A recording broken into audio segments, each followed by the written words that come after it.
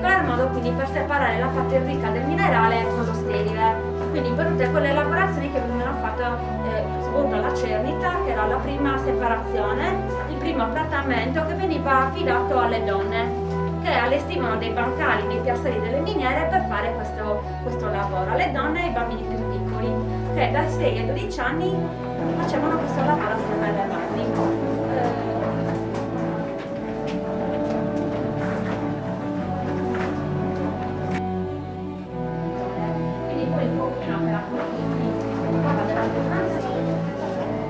Lavorata che veniva realizzata con i perforatori, un insieme quindi di artifoni all'interno del quale veniva spinto l'esplosione.